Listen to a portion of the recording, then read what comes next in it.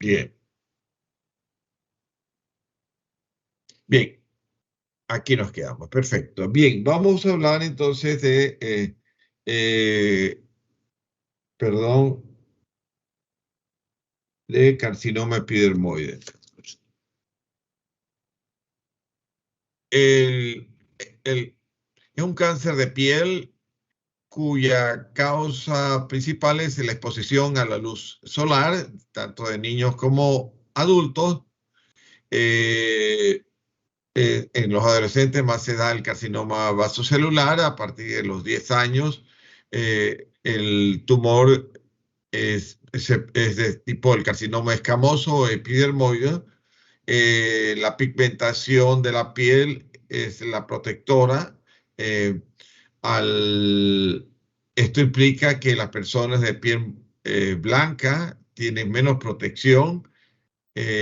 Por lo tanto, es importante tener en cuenta las infecciones que pueden darse por virus de papiloma humano o la exposición a radiaciones, los rayos ultravioleta, o que el paciente esté inmunodeprimido. El carcinoma epidermoide tiene una etiología de fotoexposición a luz de rayos ultravioletas. También a las radiaciones ionizantes, inclusive los baños que se dan de luz térmica en los spa. El exceso de exposición a ellos también puede causar un carcinoma epidermoide. Las quemaduras extensas, las úlceras crónicas del tipo de Bartholin, los pacientes inmunodeprimidos y naturalmente las pacientes que han sido expuestos a virus de papiloma humano, más que nada el genotipo 16 y 18. Bien, el carcinoma epidermoide también se los sabía mencionar o se los mencionaba como epitelioma epidermoide, epitelioma espinocelular, carcinoma, hoy carcinoma de célula escamosa, carcinoma escamoso, carcinoma epidermoide. El carcinoma espinocelular generalmente en los pacientes se presenta como un nódulo queratóxico, en este caso un paciente que tuvo en el dorso de la mano, que tuvo un año de evolución, como una lesión ligeramente sobrelevada, ulcerada, queratinizante. También se puede presentar como nódulos queratóxicos, como lo observamos aquí, que se asemeja a un queratoacantoma y que el diámetro va de 6 a 9 milímetros con evolución lenta. El carcinoma espinocelular también puede presentarse en forma de unas úlceras, como lesiones nodulares erosionadas, ulceradas, en este caso con un paciente de piel blanca con 10 meses de evolución. O puede darse como una lesión sobrelevada, nodular, sésil, queratinizada, costrosa, eh, congestiva, nodular, sésil,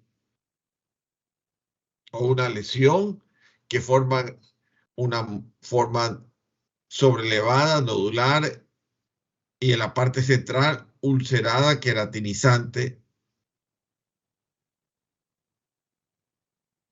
Es frecuente que se den unas lesiones hiperqueratóxicas, queratinizantes, nodulares, con áreas de ulceración y hemorragia.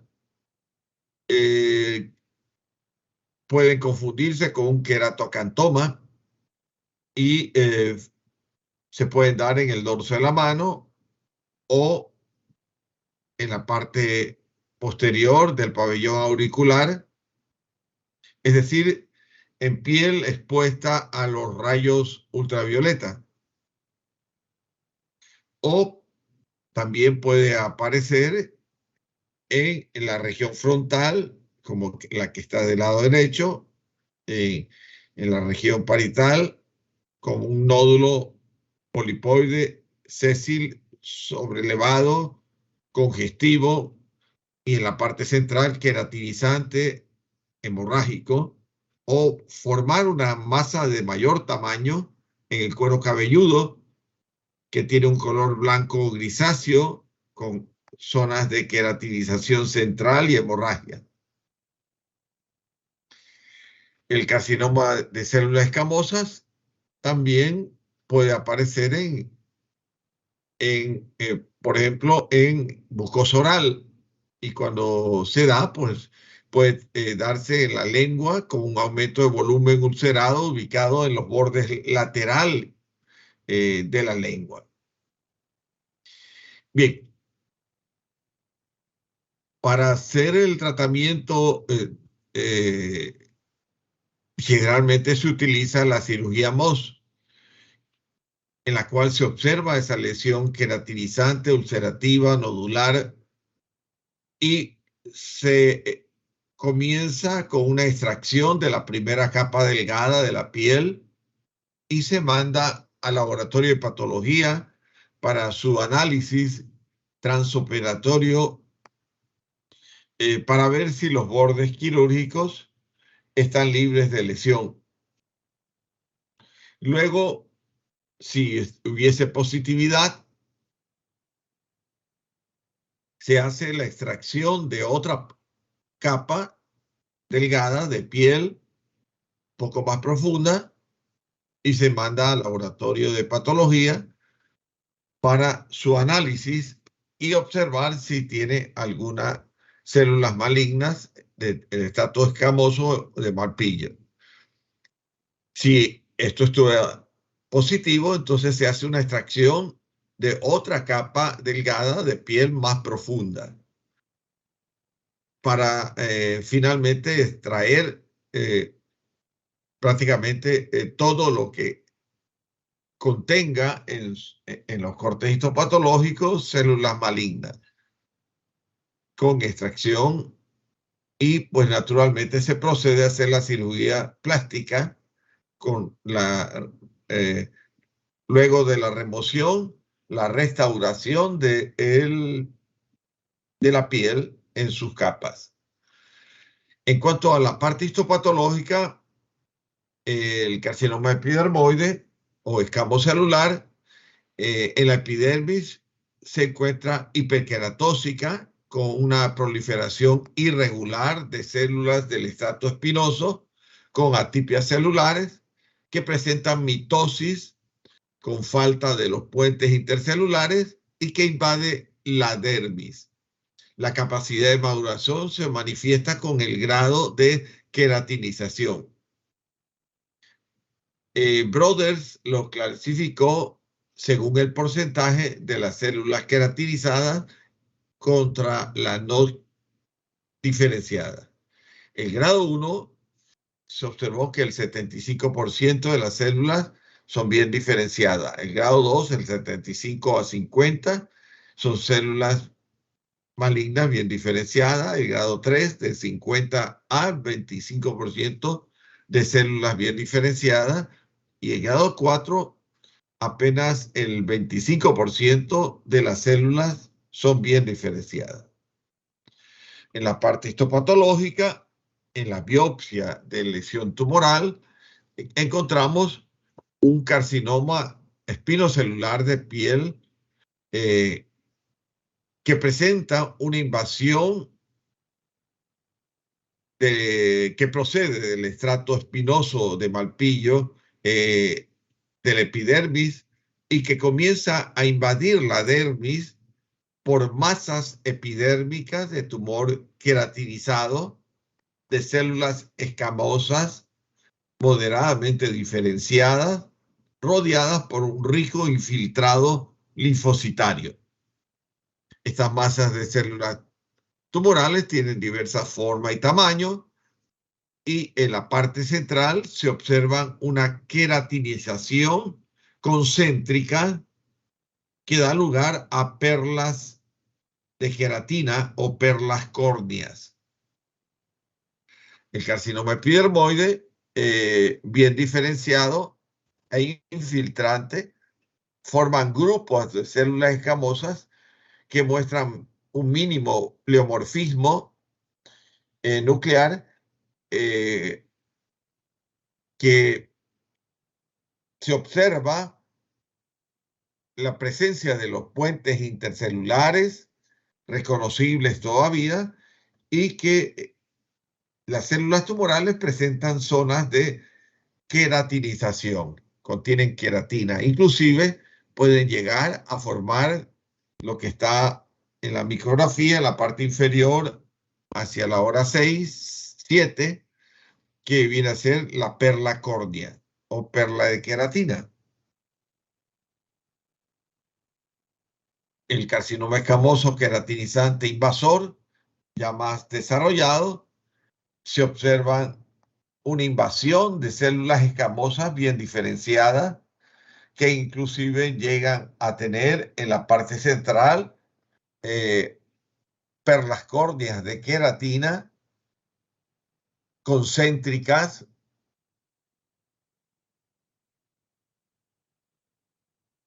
que en estadio más avanzado observamos que todas las masas de células tumorales que proceden del estrato espinoso o escamoso han invadido la dermis reticular y se encuentran en sus nódulos en la parte central del tumor, lo que hemos venido mencionando, que son las perlas de queratina o perlas córneas, rodeado de células escamosas, pleomórficas, hipercromáticas. A mayor aumento vemos que estas células invasoras en la dermis reticular presentan pleomorfismo nuclear. Algunas de las células contienen núcleos prominentes con nucleolos en un número mayor de 2,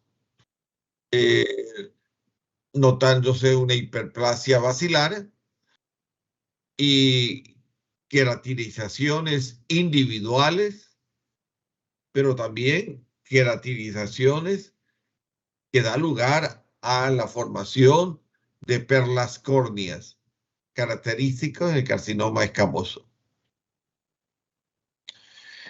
Bien, aquí observamos los diferentes tipos de tumores malignos de piel, y podemos ver que carcinoma de células basales, el, el del lado izquierdo, el melanoma maligno, con formaciones névicas, infiltrantes superficiales y verticales, la queratosis solar con queratinización, y el carcinoma de células escamosas o epidermoides con queratinizaciones centrales infiltrantes. Bien, ahora vamos a hablar de los nebus melanocíticos. El nebu melanocítico es una lesión benigna de lo que corresponde a un lunar. El nevo melanocítico podemos dividirlo en nebus melanocítico adquirido, nebus melanocítico congénito y el nebus displásico.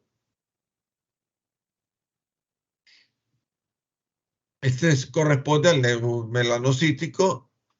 Es una lesión asintomático asociado con prurito, parestesia y alteraciones de la sensibilidad térmica y táctil. La mayoría de los nebus melanocíticos crecen de forma proporcional al crecimiento del niño. Conforme desarrolla, ese nebus va a crecer. Cambia con la edad y forma en el neonato coloraciones claras de superficie lisa, escasamente pilosa. Miren, ahí ven que sale un folículo piloso de la lesión nébica, mientras que desarrolla la coloración, se vuelve más oscura, heterogénea, con hipertricosis y nódulos en su superficie. Luego está el nevus melanocítico de tipo congénito. Corresponde a una lesión pigmentada melanocítica de tamaño variable que generalmente está presente en el momento del nacimiento del niño. Su incidencia oscila entre el 1 y 6% de los nevos congénitos pequeños. Se estima que la incidencia es de 1 de cada 100 nacidos, mientras que en los nevos congénitos medianos y grandes, la incidencia es en la parte de 1 en 1000 o 1 en 20.000 respectivamente. Y aquí vemos un nevus melanocítico congénito de gran tamaño, miren, en la región lumbar, lumbosacra. Son pelúcidos, tienen pelo, o en la región torácica abdominal de gran tamaño. Afortunadamente, estos nevus no se transforman en malignos. El nevus melanocítico congénito pueden tener, como vemos en la parte histopatológica, melanocitos en el infundíbulo folicular. Miren, está el folículo en el infundíbulo folicular con infiltración de la dermis reticular profunda de forma aislada de nidos, de sábanas, que también se disponen en fila india en la hipodermis y la fascia subcutánea. Las células némicas en los anexos cutáneos, pilosebáceos, piloreactores musculares, los sudoríparos, y pueden estar también alrededor de los nervios y paredes vasculares. Los nevos melanocíticos congénitos gigantes se pueden constatar diferenciación neuroide. Aquí vemos un nevus melanocítico de tipo congénito que presenta una lesión a nivel de la dermis reticular de gran tamaño, de células fusiformes, otros en forma de sábana o en otras estructuras nevoides entre la dermis papilar y la dermis reticular, sin llegar a topar o infiltrar la epidermis. Bien, el nevus melanocítico o nevus de Spitz son los lunares vulgares que conocemos, que pueden ser nódulos sobrelevados, pigmentados, que van desde un color café, café parduzco o negruzco, con una sola coloración bien delimitado, y pueden contener pelos en la parte superficial. Los nevus de Spitz, que generalmente son nevus pequeños, sobrelevados, que contienen una sola pigmentación, un solo color, son células en la parte de la biopsia de la lesión nébica, son células grandes con abundante citoplasma, anfófilo, fusiforme y poligonal. En ciertas áreas son fusiformes y en otras, un poco más inferior, poligonales, de núcleos homogéneos, cromatina abierta, membrana nuclear lisa, y nucleolos prominentes. Luego tenemos los nevus compuestos, que son neoformaciones planas con zonas sobrelevadas de varios tonos o pigmentos. En cuanto a la microscopía, hay la presencia de células névicas en la epidermis, también en la dermis papilar, reticular, superficial. Por otro lado, tenemos también los nevus melanocíticos de unión, con condiciones de tipo amartomatosas. Son máculas o neoformaciones levemente elevadas de color café oscuro a negro y están asociados con exposición solar intermitente. Histológicamente, la presencia de células névicas en la epidermis en la unión dermoepidérmica, como ya lo vamos a ver.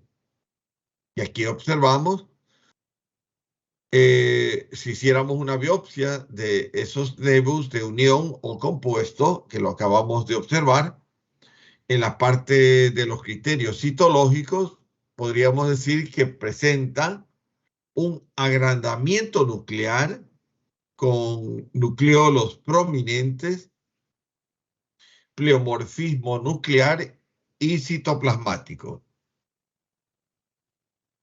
En cuanto a los criterios en su arquitectura, está formado por una fusión de clavas interpapilares, por una fibroplasia de la dermis papilar y una diseminación pagetoide de la célula. Esa diseminación pagetoide es la que se observa en la unión dermoepidérmica, en la porción basal de las células epidérmicas, con una vacuolización que es característico de las células de Payet, que lo observamos en los tumores de mama. Pero eso se encuentra en la capa basal, en la unión dermoepidérmica, muy similar a lo que vemos aquí. Esto nombre de pagetoide, la terminación oide significa similar a, semejante a. Y entonces, como en las células de Payet, en los carcinomas infiltrantes de mama, tienen una similitud en su disposición de las células en la unión dermoepidérmica con esas grandes vacuolas citoplasmáticas. Por eso es que se le dice diseminación pagetoide, similar a una enfermedad de Payet. Los nevus displásicos o atípicos son fundamentales porque de ellos depende el desarrollo de lo que potencialmente va a ser un melanoma. Entonces son lesiones melanocíticas adquiridas, generalmente por la sobreexposición a los rayos de luz ultravioleta. En la parte clínica histopatológica son controversiales. Los nevus clínicamente anormales tienen una pobre correlación histopatológica. El nevus clínicamente anormal, con biopsias dentro de los límites, y el nevus aparentemente normal, con alteraciones histopatológicas. Los términos atípicos y términos displásicos se usan indistintamente como nuevos métodos de biología molecular. Está el desarrollo de determinadas células névicas que contienen áreas atípicas que progresarán con el tiempo a un melanoma. Aquí tenemos el examen físico, una lesión pigmentada que normalmente mide entre 5 y 15 milímetros de diámetro. pueden ser más grandes que un nebus compuesto. Los bordes van a ser irregulares en el nebus displásico. Puede haber áreas maculares y papulares en la misma, como lesiones de color variable, que van desde un color tostado, marrón oscuro y rosado. Son más frecuentes en el dorso del pecho, en el dorso del pecho, en la región de los glúteos, en las mamas, en los cueros cabelludos. Tanto en zonas expuestas al sol como zonas protegidas, pueden desarrollar un nebus displásico. Como antecedente se tiene que tomar en cuenta que deben o deberían presentar más de 100 lesiones en todo el tegumento de la piel. Y de promedio, los nebus comunes en individuos normales en un número mayor de 50. Aquí vemos el nebus displásico. En la parte central del lado izquierdo se observa lo que primitivamente era un nebus de color café rojizo, pero que por el exceso de rayos ultravioletas, la sobreexposición a los mismos, vemos que esta paciente, en los dos casos, son de pacientes de color de piel muy blanca y se observa en la parte central el nebus inicialmente que se tornó displásico y comienza a crecer primero radialmente. Primero crece de manera radial, es decir, superficialmente. Y aquí vemos que cambia el tono del color y comienza a invadir superficialmente a la epidermis que está cercana.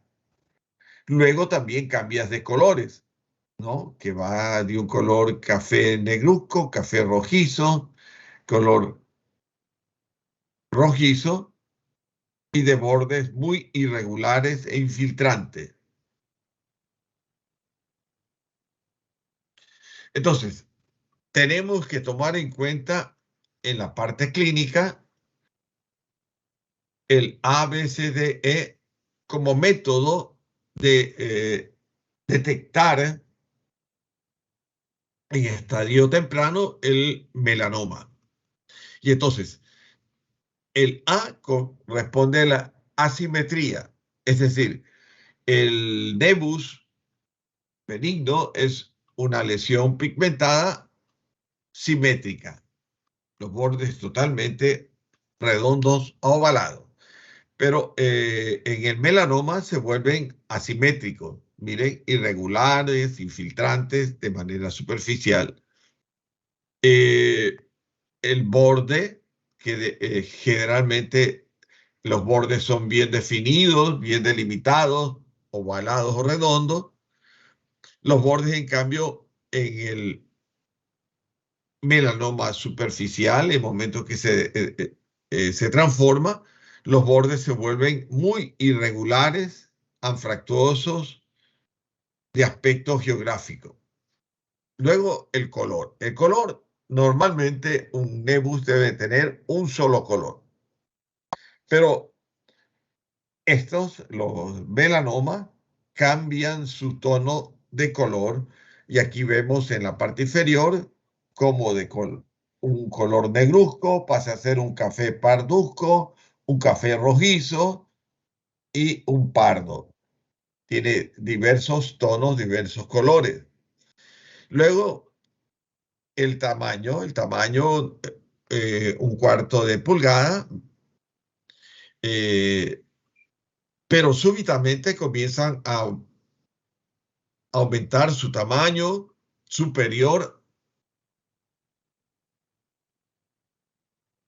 a un cuarto de pulgada y se vuelve muy irregular, infiltrante, invasivo, expansión primero superficial y va a tener pues diversos tipos de diámetros más elongados de un lado que de otro. Y finalmente la evolución de evolución que viene a ser el cambio brusco del tamaño, de la forma, del color de las células némicas. El melanoma maligno tiene un grosor de un tumor definido como un grado de profundidad de Breslow. Entonces, aquí aplicamos la clasificación de Breslow, que es determinante y histológico más importante en cuanto al pronóstico que va a tener ese paciente. El médico verticalmente, digamos, es medido, se lo mide de manera vertical en milímetros. Es decir, cuando ya comienza primero a infiltrar de manera horizontal, luego comienza a infiltrar de manera vertical. Entonces, ¿qué hacemos? Medir en los cortes histopatológicos desde la parte superior de la parte epidérmica de la lámina granulosa o de la base de la ulceración superficial al punto más profundo del tumor, es decir, hasta dónde pudo infiltrar este tumor. La presencia de ulceración microscópica, definida como una pérdida de la dermis sobre el melanoma, es el siguiente determinante histológico más importante para determinar el pronóstico, y cuando esté presente debe ser usado en estadiar el estadiaje de los pacientes de melanoma. El nivel de Clark es una medida, en cambio, que implica el conocer la invasión anatómica con un tumor y parecer que tiene una importancia pronóstica solo en melanomas poco profundos, a menudo de 1 milímetro. Entonces, ahí vemos la transformación maligna de un nebus displásico o atípico, hasta llegar a ser asimétrico, de bordes irregulares, que tiene diversos tonos o colores, que crece más allá de 1/4 de pulgada, y la evolución de toda esta transformación muy rápida. Para eso entonces usamos los niveles de Clark, que es fundamental para conocer el futuro que va a tener este paciente. Entonces, el nivel de Clark, vemos el grado de infiltración de células melánicas atípicas. Si está circunscrito a la epidermis, el nivel 1, se infiltra a la dermis papilar superior, el nivel 2, se infiltra toda la dermis papilar, el nivel 3, se sobrepasa la dermis papilar y llega a la dermis reticular, el nivel 4, y finalmente cuando el tumor ha tomado desde la parte superficial hasta llegar a la hipodermis, es decir, formar una masa infiltrante densa. Con la clasificación de Clark, entonces vamos a saber que el nivel 1 tiene una invasión intraepidérmica, el nivel 2 tiene una invasión parcial de la dermis papilar, el nivel 3, invasión total de la dermis papilar, 4, la invasión de la dermis reticular y una invasión de la hipodermis.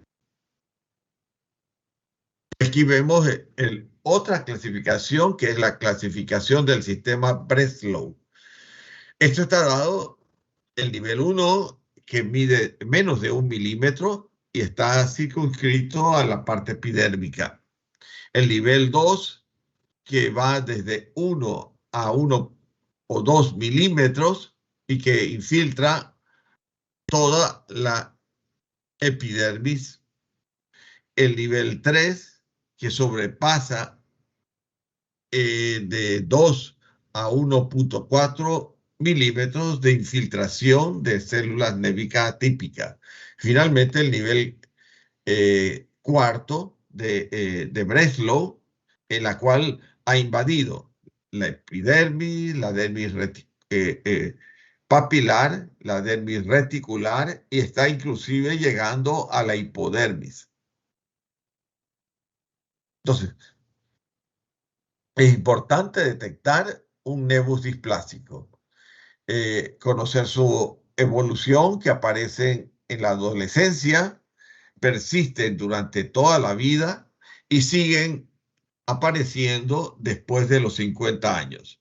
Su localización fundamentalmente en el tronco, en la parte del tronco en la región del abdomen, eh, y tenemos que valorar el nevus displásico como las tres lesiones que hemos hablado previamente, si es de tipo hereditario o adquirido o tiene un mayor riesgo de convertirse en melanoma. Aquí vemos un melanoma de extensión superficial en la que las células névicas atípicas, malignas, han infiltrado la epidermis. Tiene un aspecto pagetoide, pero las lesiones névicas atípicas se encuentran en la epidermis, pero tienen una extensión superficial, no vertical. El nevus melanocítico displásico puede contar en la dermis papilar la presencia de células névicas hipertróficas, hipercromáticas, pleomórficas, que se encuentran situados en la unión dermoepidérmica y en la dermis papilar. Luego tenemos aquí el léntigo maligno, que es una lesión tumoral específica que se extiende con una proliferación basal, continúa a las células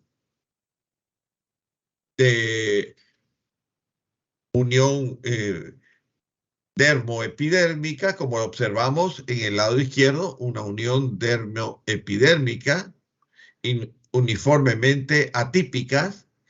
Fíjense que tiene un aspecto pagetoide, como les explicaba, se da en Payet, la enfermedad de Payet, si ustedes recuerdan, es cuando el carcinoma ductal infiltrante llega a la parte del pezón y se distribuye en la unión dermoepidérmica. Son células maculadas similares a la que observamos aquí, de núcleos hipertróficos, hipercromáticos, pleomórficos. Pero como no estamos en esa valoración de la enfermedad de Payet, entonces le decimos que esta lesión es de tipo pagetoide, ¿no? Porque tienen similares características de células de citoplasma vaculado, de núcleos pleomórficos, hipercromáticos, anaplásicos, que infiltran en la unión dermoepidérmica y se extienden superficialmente. Entonces, esto es una lesión que lo podemos encontrar en el melanoma displásico y también en el léntigo maligno con extensión proliferativa basal. Pero estas células tumorales luego se extienden e invaden hacia la dermis papilar y luego hacia la dermis reticular. En la cual vemos del lado derecho que aparte de la extensión superficial, ya las células névicas atípicas están invadiendo la dermis papilar con evidentes infiltraciones vertical, es decir, ya no es horizontal, sino también vertical, de crecimiento asociado con la superficie de tipo lentiginoso o de tipo léntigo.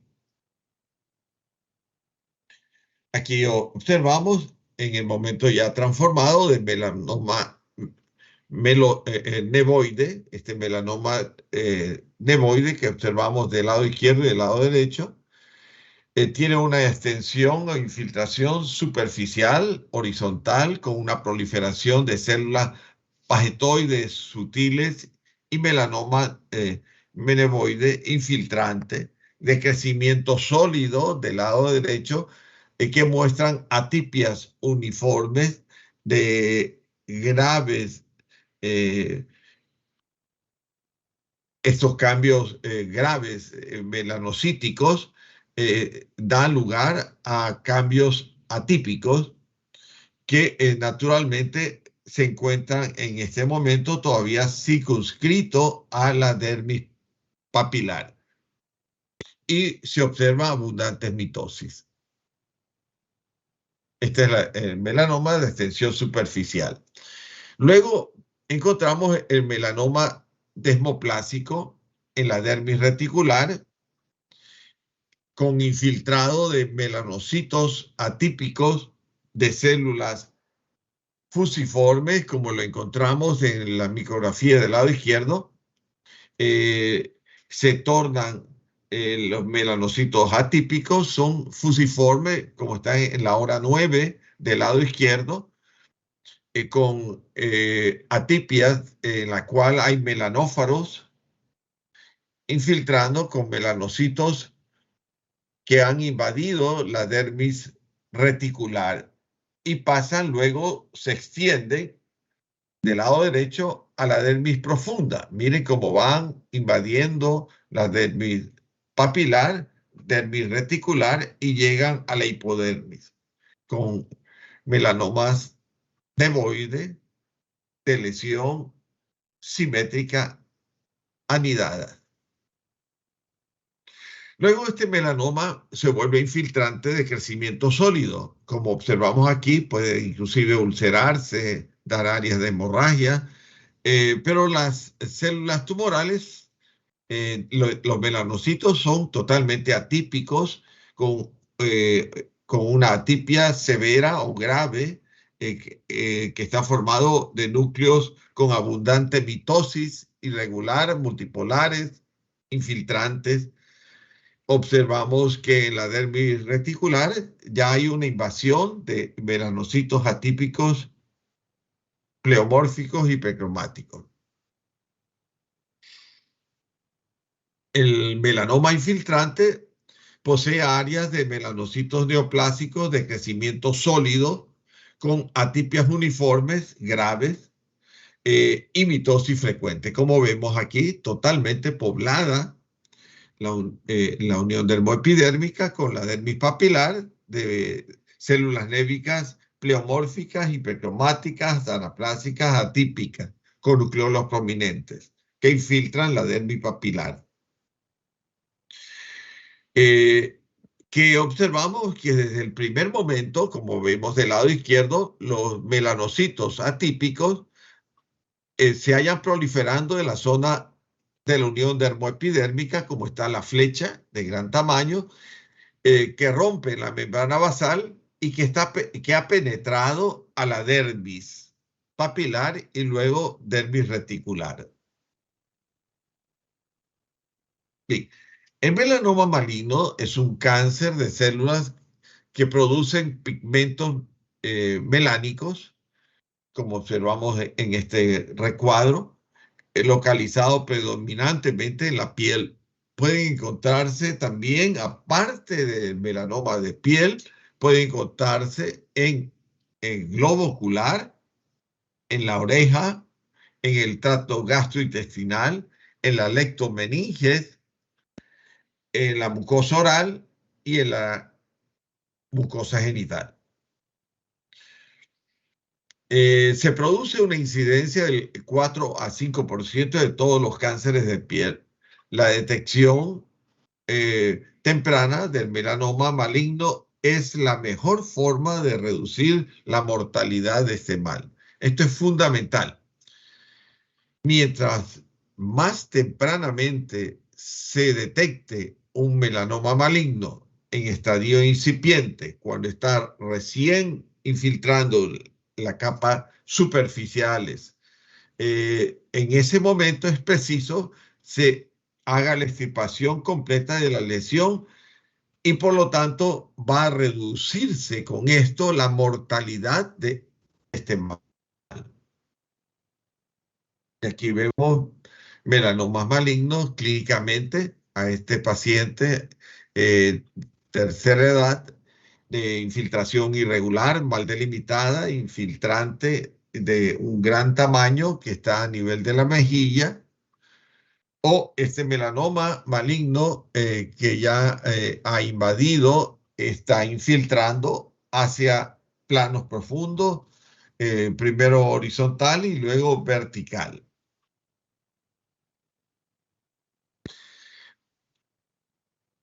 El melanoma puede encontrarse en otras partes, como ya lo hemos mencionado, pueden estar en la conjuntiva, por ejemplo. Miren este melanoma irregular, mal delimitado, infiltrante que está invadiendo toda la conjuntiva, tiene un color café parduzco, que inclusive ha ulcerado en la región de la comisura de los párpados superior e inferior. Por otro lado, también tenemos el melanoma lentiginoso acral. Este melanoma lentiginoso acral hay que tomar en cuenta y tienen que tomar ustedes como práctica normal que cuando vaya un paciente a su consultorio y tengan que analizarle, aparte de analizarle la piel, tienen que hacerle sacar la media y observar la planta del pie y también la palma de las manos, porque en esas regiones puede que se encuentre este melanoma lentiginoso acral. Como vemos ahí en la planta del pie, observamos unas masas tumorales névicas atípicas que han cambiado de tono y color, que han invadido de manera agresiva gran parte del talón y tienen ciertas zonas de ulceración. El aspecto clínico, los melanomas tienen cuatro tipos de melanoma patológicamente con diferentes comportamientos biológicos. Tenemos primero el melanoma léntigo maligno, el melanoma de extensión superficial, el melanoma nodular y el melanoma acral lentiginoso. La membrana que se desarrolla sobre esta lesión, el léntigo maligno, posee un comportamiento menos agresivo. Bien. ¿Cuáles son los factores de pronóstico que puede tener un melanoma? Depende mucho de los ganglios, es decir, entre más ganglios afectados, es peor el pronóstico. Naturalmente, los ganglios que vamos a encontrar regionalmente a la lesión tumoral que se esté estudiando. Ahora, la localización del tumor, ciertas localizaciones tienen peor pronóstico, sobre todo las de áreas ocultas, las que aparentemente no están expuestas a la luz solar, como es el lentiginoso acral, como es a nivel de los párpados. Entonces, por otro lado, está la forma clínica. Los melanomas nodulares es la forma clínica de peor pronóstico, mientras existan melanomas nodulares irregulares, son los que peor pronóstico tienen. Bien, ahora nos vamos con el siguiente capítulo.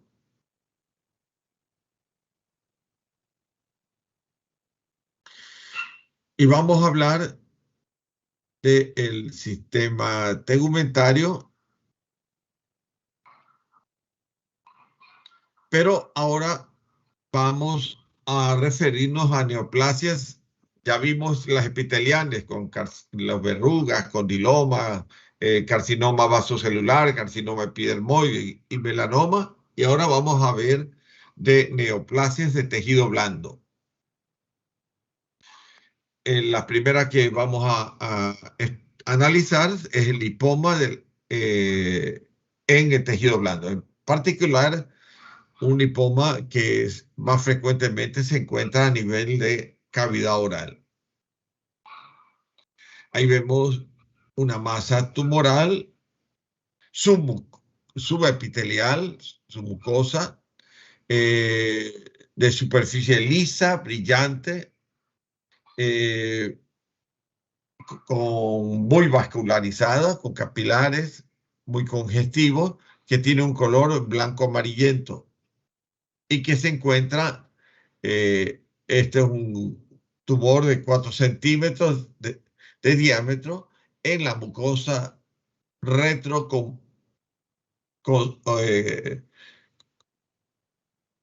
en la comisura, en la unión de las comisuras del labio superior e inferior, lo observamos ahí, que está brotando, y es muy frecuente esta lesión a nivel de la mejilla, en este caso mejilla derecha.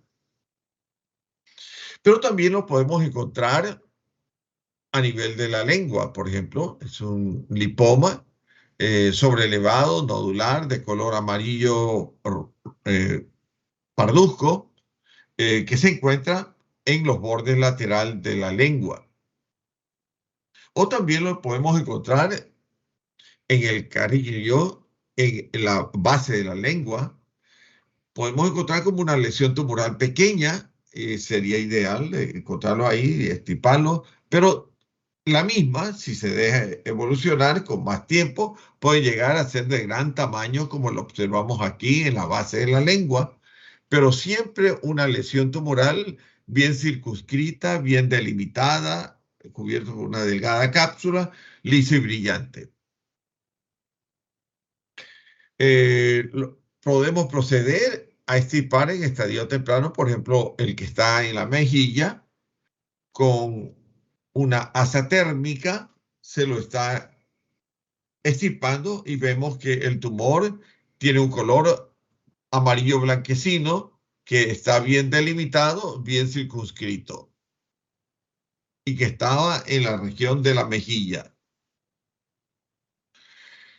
En cuanto a la microscopía, podríamos decir que el lipoma oral está constituido por unas células que contienen células adiposas de tamaño y forma algo más grande de lo normal, que contienen sus núcleos periféricos, ovalados a redondos, con cromatina finamente granular, que preserva la relación núcleo-citoplasma y que está rodeado por tabiques de tejido fibroconectivo que proceden de la cápsula. Y esto corresponde, el citoplasma es claro que contiene glucógeno y lípidos. Y esto corresponde a un lipoma oral. Pero muy frecuentemente los lipomas pueden estar combinados y pueden estar combinados con, en este caso, con tejido fibroconectivo. Y cuando sucede esto, decimos que se trata de un fibrolipoma. Y aquí vemos la presencia prominente de cordones de tejido fibroso maduro que está atravesando lóbulos de grasa y formando tabiques de tejido conectivo. Histológicamente, el tejido adiposo maduro está intercalado con anchas bandas, miren esas anchas bandas y fascículos de tejido conectivo denso. Y cuando sucede esto, entonces decimos que se trata de un fibrolipoma. Los tumores cutáneos, entonces, podemos clasificarlos en tumores benignos, que vienen a ser el lipoma, angiolipoma. Los lipomas son nódulos asintomáticos. Hay que diferenciarlo del tumor mediastínico. El angiolipoma es nodular y este puede causar dolores que pueden tener de carácter familiar. Y aquí vemos lipomas en diversas posiciones, en diversas situaciones. Una en la parte supraescapular, como una masa redonda, esférica, que al palpar se la delimita y que se puede desplazar fácilmente a la palpación. O podemos encontrarlo en el antebrazo o podemos encontrarlo en la región de la espalda infraescapular. Pero también pueden encontrarse lipomatosis múltiples, como se da en este caso. Hay una angiolipoma múltiple subcutáneo, como una masa nodular irregular. Otra manera de presentación de lipoma es el angiolipoma. ¿Y qué consiste este angiolipoma? En que hay una mayor proliferación de capilares dilatados, congestivos y que tienen eritrocitos, acompañado el aumento del número de tejidos adiposos maduros, bien circunscrito por una delgada cápsula que forman tabiques. Y esto corresponde a un angiolipoma cutáneo. Aquí vemos también el fibrolipoma. Si el tumor, en cambio, tiene tabiques de tejido fibroconectivo interconectados, eh, con una proliferación del tejido adiposo y rodeado por fibroblastos, y esto corresponde a un fibrolipoma oral. Ahora, las células adiposas maduras están separadas por una red ramificada de vasos pequeños. Estos vasos pueden tener microtrombos de fibrina, como lo observamos aquí en el centro, y están rodeados por mastocitos en fase tardía, una fibrosis perivascular e intersticial y finalmente un angiolipoma celular que casi exclusivamente se observa en canales vasculares. Los lipomas fácilmente se pueden extirpar porque son tumores benignos que están rodeados por una cápsula. Y como observamos aquí, eh, la lesión de la mucosa ha sido abierta y expone esos nódulos, esos tumores, en este caso en un número de 4, que están comprimiendo. Si llegasen ellos a crecer y comprimen algún nervio, entonces puede haber un déficit motor. El diagnóstico clínico y ecográfico deben ser debidamente analizados para su previo estudio a un tratamiento quirúrgico. Por otro lado, tenemos el angiomiolipoma, que son tumores de tipo adiposo por lipoma, vascular por angio y mio, que es un músculo liso. Y este angiomiolipoma lo podemos encontrar a nivel renal. Y aquí vemos un angiomiolipoma situado en el lóbulo superior y en cambio del lado derecho en la región pélvica.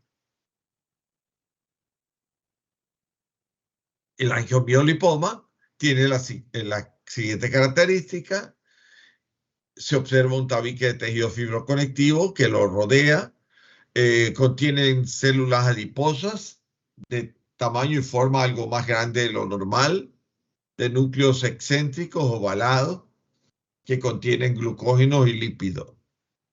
Y en la parte central encontramos una red vascular de paredes gruesas, congestivas, que contiene un infiltrado inflamatorio crónico, linfoplasmocitario. Y esto corresponde a un angiolipoma renal.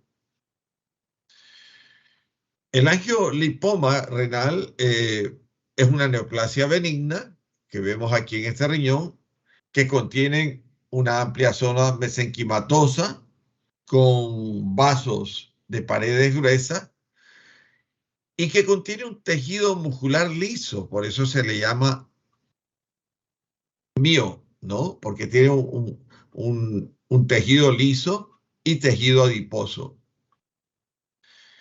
Puede practicarse inmunohistoquímica como marcadores epiteliales, como son las variantes epiteloides. Potencialmente maligna y pueden darse en pacientes con esclerosis tuberosa. En los marcadores de musculares lisos puede utilizarse la HMB45 para demostrar su origen de músculo liso. Esta es una masa sólida que se da en menores de 20 años, se encuentra en la región pélvica, tiene un color rosado amarillento y es de aspecto carnoso. Pero el angiomiolipoma también lo podemos encontrar en otros órganos, como aquí en este caso a nivel hepático. Y aquí vemos el lóbulo derecho, una masa tumoral de consistencia blanda y de aspecto vascular con pseudocápsulas que sugiere un material diagnóstico de hemangioma hepático. Ahora, en otras áreas, en otros órganos y en otros sistemas también podemos encontrarlo. Por ejemplo, aquí a nivel epidural, ¿no? En la región epidural, cercana a las regiones espinales.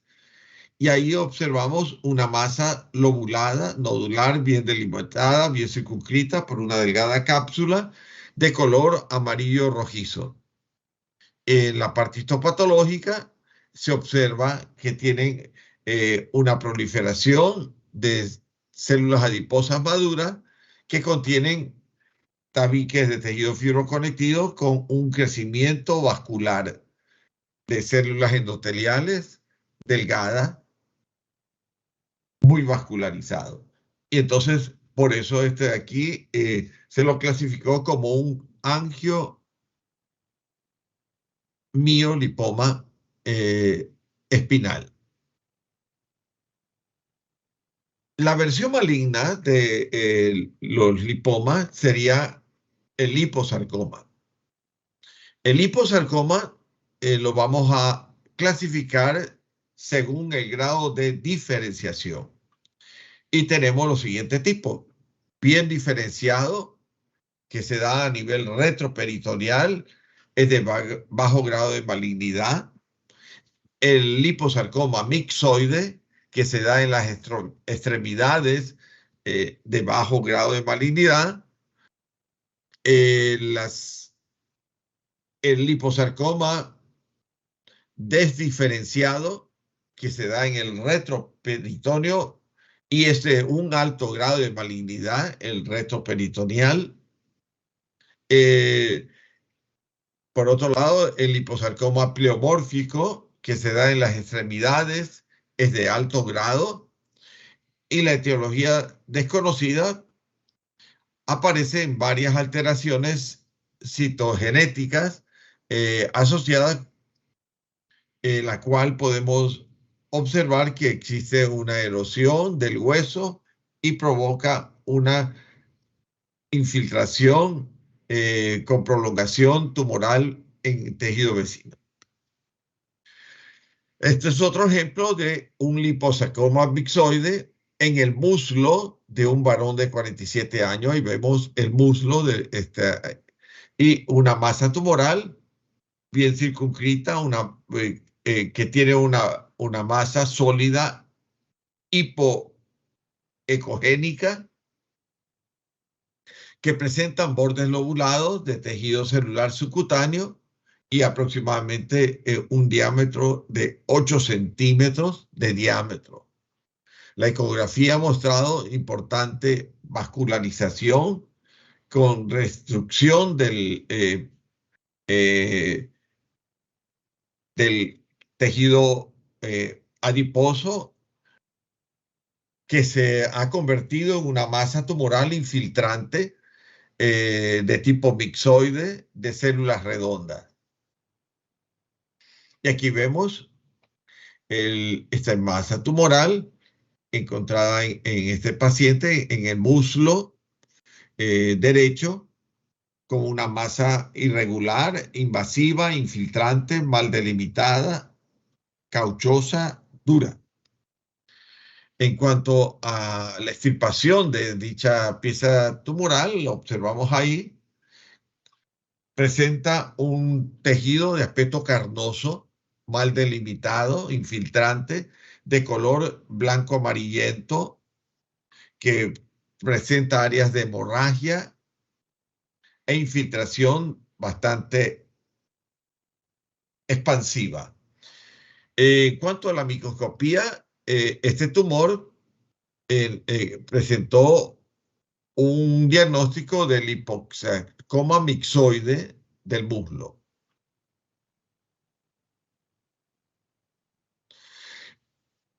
Esta es la imagen histopatológica, la característica del liposarcoma mixoide, que está formado de células mesenquimales uniformes, redondas a ovales, no lipogénicas. Los lipoblastos atípicos en el seno del estroma mixoide presentan una vascularización capilar de tipo plexiforme. La masa tumoral contiene un tumor mal delimitado, infiltrante, que tiene áreas de degeneraciones hemorrágicas, degeneraciones quísticas, tiene un aspecto carnoso, como de carne de pescado, que tiene zonas de solidificaciones, otras de tejido blando y otras hemorrágico. El liposarcoma mixoide puede llegar a ser como una masa de gran tamaño, por ejemplo, a nivel retroperitoneal, como vemos en este paciente, que ocupa y forma un abdomen globuloso de gran tamaño que expande e infiltra de manera agresiva a los tejidos vecinos. Los invade, los infiltra y forma una masa carnosa de gran tamaño, miren, que superan los 40 centímetros de diámetro. La masa tumoral ha invadido inclusive parte de los parénquimas con órganos vecinos y han infiltrado de manera agresiva como una masa carnosa, irregular, mal delimitada, infiltrante, invasiva a nivel retroperitoneal. Y aquí observamos el liposarcoma tiene partes blandas, más comúnmente en los adultos. El liposarcoma usualmente tiene zonas amplias con grandes regiones hemorrágicas, quísticas, degeneraciones con zonas de hemorragia infiltrante. Tiene un aspecto carnoso, mal delimitado, que no posee cápsula, que forman lóbulos de diversos tamaños, que está invadiendo a los órganos y tejidos vecinos y que tiene una grasa que nace de la región perirrenal del mesenterio y puede también nacer en las áreas de los hombros.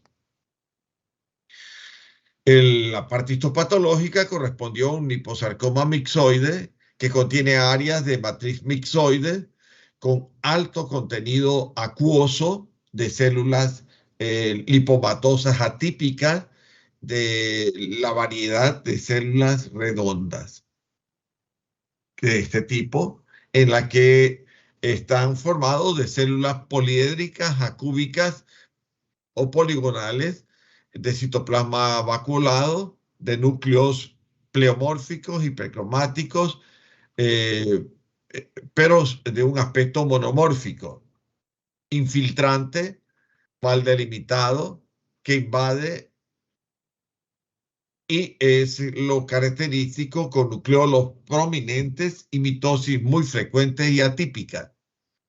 Esto es característico del liposarcoma de células redondas. Por otro lado, tenemos otro tipo de liposarcoma, que es el liposarcoma pleomórfico, en que las células son gigantes, anaplásicas, pleomórficas, atípicas y algunas de ellas bizarras, con nucleolos prominentes, mal delimitadas, infiltrantes, de mal pronóstico. Finalmente, aquí tenemos el liposarcoma pleomórfico, con células gigantes multinucleadas, de nucleolos prominentes, cromatina grumosa de distribución irregular, ciertas de ellas de tipo gigante, bizarras, hipercromáticas, de gran anaplasia, de gran pleomorfismo nuclear, con mitosis multipolares y atípicas que están infiltrando difusamente por una matriz mixoide.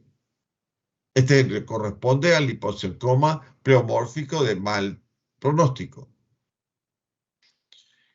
Por otro lado, tenemos el liposarcoma desdiferenciado, eh, que se da más que nada en la región retroperitoneal, en pacientes de edad media, tiene una alta tasa de recidiva y de metástasis. Tiene un aspecto carnoso, mal delimitado, de color blanco amarillento con áreas grisáceas y hemorrágicas. El liposarcoma pleomórfico se da en un 5% de los liposarcomas, se da más que nada en adultos, varones, se presenta como una masa retroperitoneal de cariotipo complejo con alteraciones en el P53 en un 50% de los casos. Tienen degeneraciones hemorrágicas, degeneraciones quísticas, pleomorfismo nuclear, anaplasia, mal delimitado, invasivo, infiltrante de aspecto carnoso. En cuanto a la microscopía, está, está formado por células fusiformes, alargadas, bipolares de alto grado con hipoblastos aislados que también tienen una distribución en forma de sábanas expansivas. Por otro lado, tenemos el sarcoma pleomórfico de células fusiformes de alto grado con áreas epitelioides con lipoblastos aislados en un 28% de los casos, y los sarcomas de grado intermedio, semejante a los miofibrosarcomas que hemos descrito anteriormente y a los lipoblastos. Está formado de sábanas uniformes de lipoblastos pleomórficos. Bien, yo creo que nos vamos a quedar aquí en fibroma de tejido blando duro que corresponde al fibroma. El tumor de tejido blando del fibroma de tejido, en el slide número 36. Por favor, quienes tengan que exponer, para que puedan hacerlo a partir de ese momento.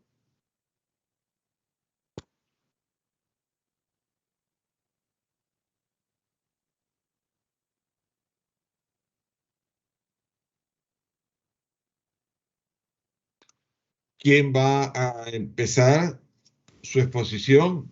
Yo, doctor. Emanuel Quintero. Ok, Emanuel, tú vas a continuar.